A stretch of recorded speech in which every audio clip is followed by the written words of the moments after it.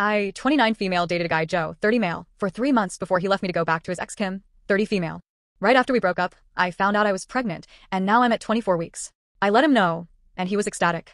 Turns out his girlfriend had fertility issues and would likely never be able to get pregnant naturally, and he has always wanted to be a father. Getting back together was out of the question for both of us, so he's still with his girlfriend.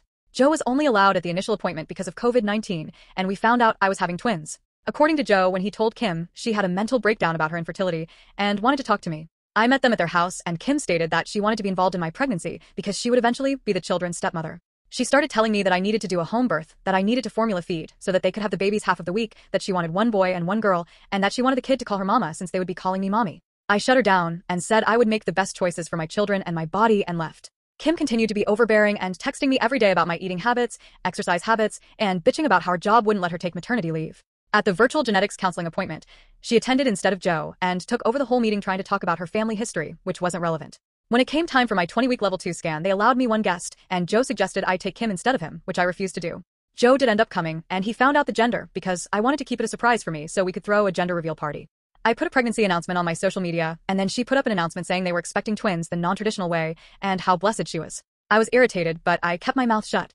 Then she threw a gender reveal party and posted it on social media. I wasn't even invited. She also announced that she's having a baby shower. I commented on her posts and told her to stop treating me like a surrogate, that the kids weren't hers, and that Joe didn't have any claim or custody of the kids until they are born. I then called Joe and reiterated all of this and stated that I would not be seeing either of them until we went to family court and that my mother would be my birthing partner. He and Kim and some of her friends and family are saying I'm an asshole, and her mother even called and insisted I give her one of my babies like this is the Parent Trap. So AITA? Edit. I'm definitely getting a lawyer ASAP. Y'all have scared the shit out of me, but I'm happy you did.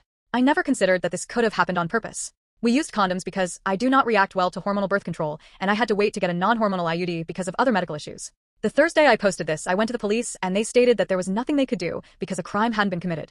In my state, orders of protection are criminal or family, so I was able to get one against Joe. On Friday, I did get a lawyer, and they let me know in my state there was nothing I could do as far as custody before the babies are born, so I will be leaving my state soon to ensure that this isn't my baby's home state, and I can't be charged with anything. However, someone sent this post to Kim, and she came to my job, damaged my car, and broke a bunch of office windows. I work with kids, so she was arrested for not just the criminal damage and trespassing, but also child endangerment, so hopefully that works in my favor. Also, if Joe did it on purpose, I don't think Kim knew, because she was screaming at me about how I stole her life, and everything I had was supposed to be hers. Update: I have orders of protection against both Kim and Joe. I left the state anyway, and Joe and Kim started harassing me again because there's no legal jurisdiction when you leave the state, but I have enough evidence that I was able to press charges in my current state as well, and will be pursuing a restraining order here.